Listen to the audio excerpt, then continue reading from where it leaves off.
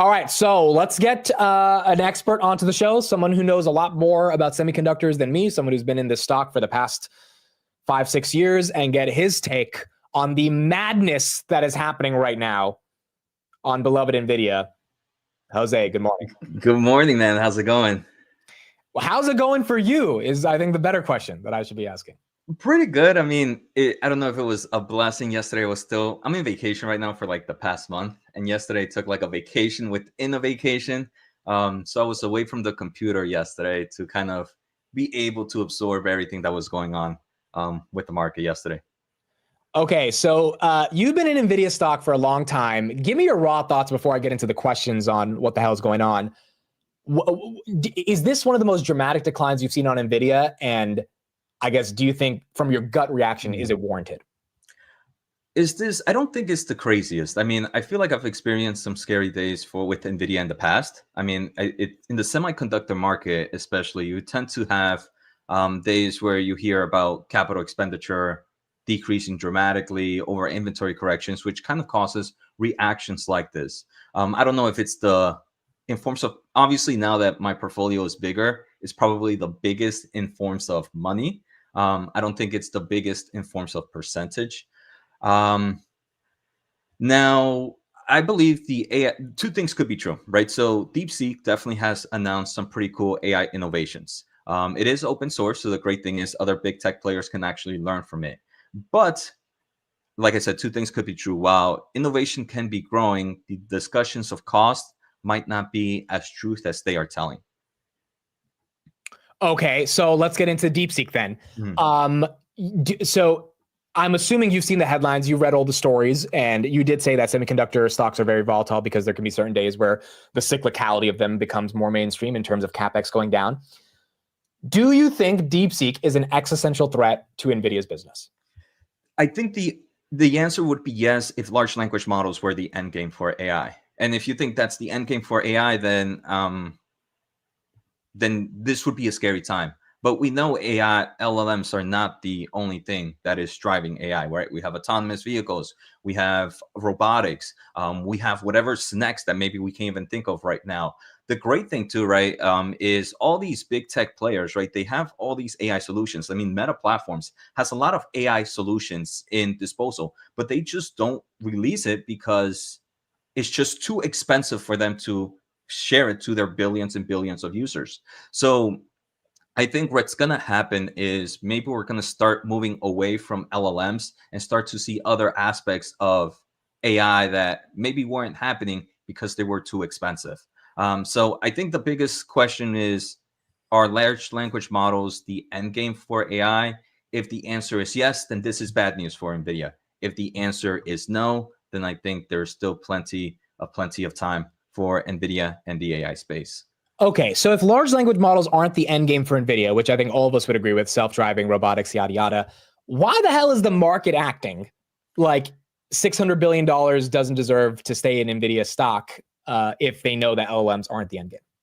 I don't know. I think the market is, I do believe things like this creates a lot more uncertainty, right? And the market moves on uncertainty, right? If LLMs are not the next big thing, what is, right? What is the next big thing? Where do we go from LLMs? Do those chips, are NVIDIA chips still needed for that? How long is it going to take for us to kind of get to whatever moves forward? So I think all this is creating a lot of questions, and questions end up creating a lot of volatility in the stock. So I think it's more of act now, ask question later. Once we see maybe some transformation, we might be able to go back into the stock. Now, I think this week is actually the best week for something like this to have happened, because we do have Meta earnings tomorrow. We have Tesla earnings tomorrow. We have Microsoft earnings tomorrow. So I'm actually hopeful that some of the analysts go up and say, hey, are you guys still good for your X billions of dollars? I think tomorrow is going to be a big, big day for AI investors in general, especially NVIDIA stock investors. Do you think that Zuck's backs down from the $65 billion he committed a couple days ago? I don't think so. I really don't think so. Like I mentioned, Meta Platforms has a nice amount of AI solutions that the consumer hasn't seen, right? You kind of seen that AI Meta Assistant on WhatsApp, on Instagram, on Facebook, but they have so many more that they haven't, that they have kind of in use or open source, but don't really present to their consumer base because it's just too expensive to run. If he wants to, I think now he's going to have the opportunity. Hey, look, if it is a lot cheaper to run this, we can run all these cool solutions here on our Meta infrastructure and drive more consumers into their products. So I think there's going to be other use cases for that compute. It's no longer going to be just on LLMs. So essentially, Zucks has. So this is my interpretation. Let me know if you think I'm right. I think Zucks is trying to be the golden child of AI, and I think he's trying to get out of the grips of Apple. And in order to do that, he needs to have a war chest of the CapEx infrastructure, GPUs, data centers, et cetera, to be able to implement his ambitions. It seems very unreasonable to me that a Chinese model that probably already had a ton of GPUs that we'll talk about in a second, and that found some creative ways to train on top of those GPUs, destroys that long-term decade vision that he has. Would you agree with that? I agree. I mean, one of my biggest things about Deepseek is all these other big tech players have massive engineers. I come from the engineering field, right? And there's what I call 10x engineers, and 10x engineers are the guys that like their minds are insane. And I'm pretty sure these Teslas, these Metas, these Googles, these OpenAIs, they have plenty of 10x engineers, maybe even 100x engineers. So for me to think that not one of those found some form of answer like DeepSeek, it's kind of wild to me. It's hard. Yeah. I mean, like, that's why it's I feel not like impossible, but it's definitely wild. The story is very, very weird. Okay, so let me ask you another question. Do you believe they did this for 6 to 10 million, or do you think they had 100,000 H100s ready to go? So I think they even they talked about it, but they kind of hit it where they only talk about certain costs for that $6 million. You don't have a lot of the pre-training, a lot of the kind of the data collection, and all that costs a lot and a lot of money. Outside of that, there have been reports that they do have, that they were able to kind of get plenty of hoppers illegally, either through cloudy space. Hold on. I didn't see that. There's reports that they got hoppers illegally. You saw those? I mean, like from semi-analysis, Dylan Patel have talked about how they have been able to, like the AI diffusion rule, right? I don't know if we talked about this in this stream, but the AI diffusion rule, the last rule that came from the Biden administration, which kind of the main concept of that rule was to prevent Chinese players to kind of get clouding access to Hopper and all these AI chips that were kind of in a loophole. So that was the main purpose of it. So to me, for them to be doing something like that, it meant that the Chinese players were actually getting H100s and all these kind of chips one way or another. So I don't think it's impossible for one to say that these players did have access to other chips outside of the H20. They probably had the H800. They probably even had some H100. So we definitely heard talks, especially from one of the semi-analysis that I follow. Semi-analysis that I follow is semi-analysis, and he has discussed that he believes they had some Hopper on them as well. Maybe not just purely H100, but also the other Hopper platforms as well. Okay, so you're kind of your core take from this is that you've seen CapEx headlines take down semiconductor stocks before. This is just on a new scale. Mm-hmm. Number two, you think China is a legit threat and America needs to take them seriously. And number three, if LLMs are not the end game on AGI, which I think pretty much everyone can agree, there's a bigger thesis here, then that means NVIDIA is going to be more valuable in the future, given there's going to be way more demand for their chips. Is that correct? Yeah, so that's yes. So I agree. Many things can be true, right? There could be a huge advancement in AI, but there still could be a huge need for computational power. It's not an absolute answer. Now the question here is, will NVIDIA, who used to be the main player in training, be able to maintain that moat in everything else that might be moving forward? Obviously, they do have kind of a huge market in the inference space, but does the inference market create enough moat for them to be able to withstand these changes. Now, I think that's where the market uncertainty is at. I personally believe because they have this whole ecosystem created from a top level approach of being able to build systems, being able to kind of have the whole software stack, they do still have a moat in play, but now that is kind of the question. And it's also creating kind of a lot of turmoils, not just on NVIDIA, right? Yesterday we saw nuclear stocks go down. We saw many, even I think what's your take on the data center infrastructures, the Vertivs, the VSTs of the world? Do you think these are like amazing buying opportunities on these names? So, I mean, I've never really purchased them. They do have that long-term tailwind, and I do believe this market is creating opportunity. If you're not going to see compute from NVIDIA, you're still going to see that compute demand from somebody else, right? So these data centers are still going to be built up. So some of the stocks, I felt that yesterday, there are a lot of stocks that can actually benefit if these Deepseek issues are true or not. So if NVIDIA ends up being the winner, which I still believe is going to be the winner, but if they still are the loser, companies like TSM dropped 13% yesterday, I believe. I don't know how they're doing today, but TSMC can benefit even if NVIDIA doesn't benefit. VRTs and kind of these other infrastructure plays can benefit even if NVIDIA, and I'm saying if, right? I'm not saying that NVIDIA is not going to benefit, but even if NVIDIA doesn't benefit, a lot of these players that took a hit yesterday are unwarranted, in my opinion. So you think it's a buy the dip? I think so. I think so. For a lot of semiconductor stocks, I mean, AI is really just in early innings right now. Obviously, large language models is definitely not the end game. But I'm pretty excited that we have at least Meta and Tesla. I think either Mark Zuckerberg or Elon Musk are going to get questions about this. And I think those are the two that are going to give us a lot of insight of what to expect in the AI space. Do you think that the export controls will become more strict on NVIDIA and that will meaningfully hurt their revenues?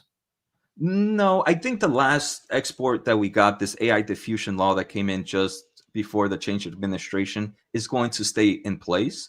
And I don't think that's going to change too much because I think most of the loopholes were fixed through that. There's still some loopholes, but I don't think we're going to see any more impactful regulations like we saw with the AI diffusion law that came out about 2-3 weeks ago. So then what is your reasoning for why the street took it down this much? Like, do you think the streets? I guess my question is, do you think the fragility of this narrative is so fragile that the street is just so scared this is Cisco 2.0 and that's why they sold it off? I mean, I think the biggest thing with the market is this AI revenue and this AI technology kind of came out of nowhere, right? So the biggest bear thesis is if it came out of nowhere, can it really go out of nowhere? Can it just disappear like that, right? So it's just this technology is so new that there really isn't kind of like what you would call like a base or anything to kind of ground us a little bit, right? To ground us. So everybody's saying if it came out of nowhere, I'm going to need to get out as quickly as possible before it disappears out of nowhere. And I think that's what creates a lot of this, the uncertainty of where's the baseline, right? How can you have a baseline on something that kind of came out of nowhere? Look, it's a fair point. It's a fair point because if you think it came out of nowhere and you think it could easily leave, it definitely becomes scary, right? Mm-hmm. And that's when it comes down to the people that actually understand NVIDIA versus the people that don't in terms of, is there a moat or not?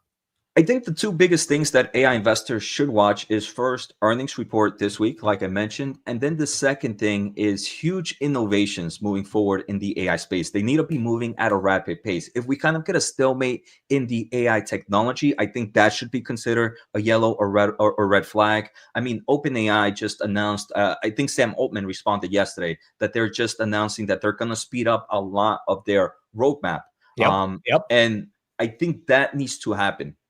OpenAI just released Operator. OpenAI is expected to release O3. So as an AI investor, not only should you be watching what these big tech players are doing, but also how these AI companies are developing. If there's no real major change or innovation happening within the next few months, then I think that should be considered a red flag or a yellow flag at least.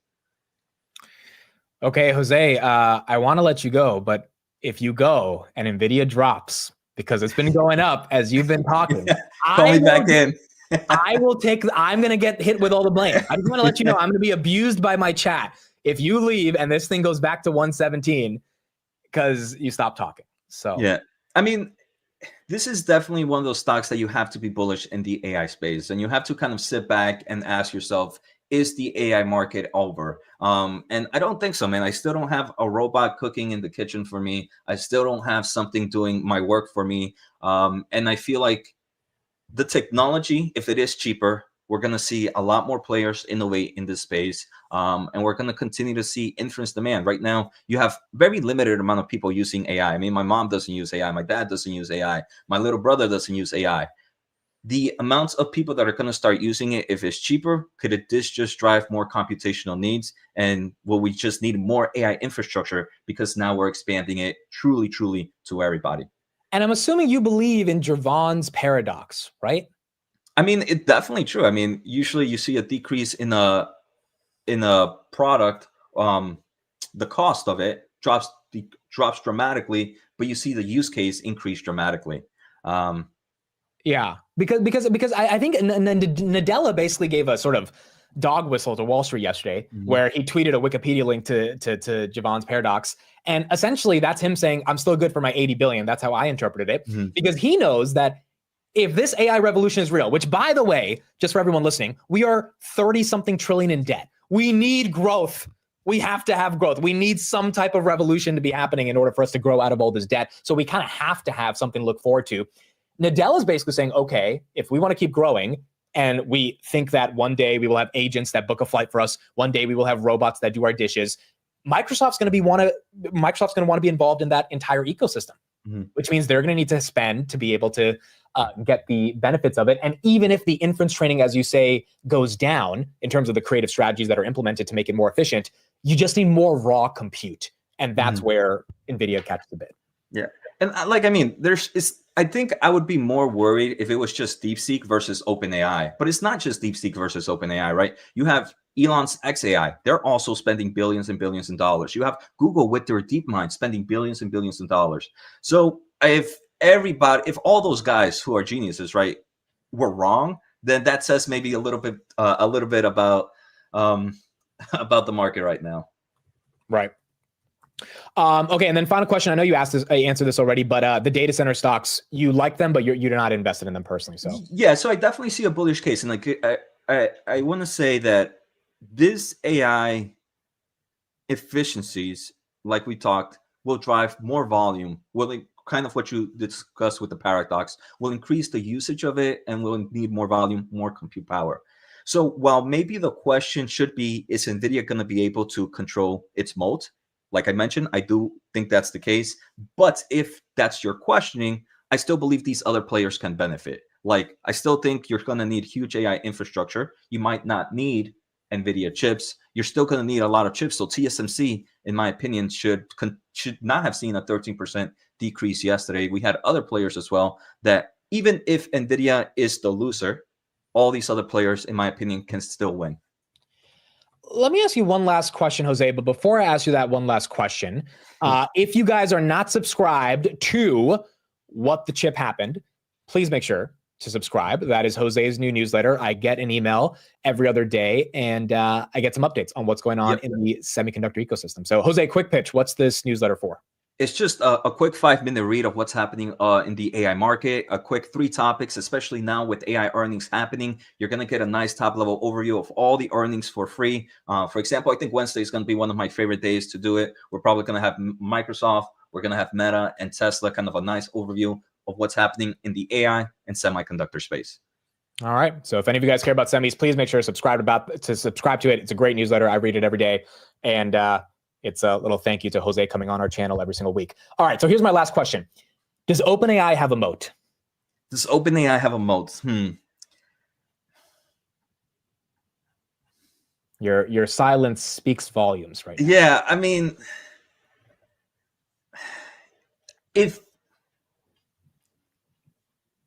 Damn, you don't... Wow, you're... Huh.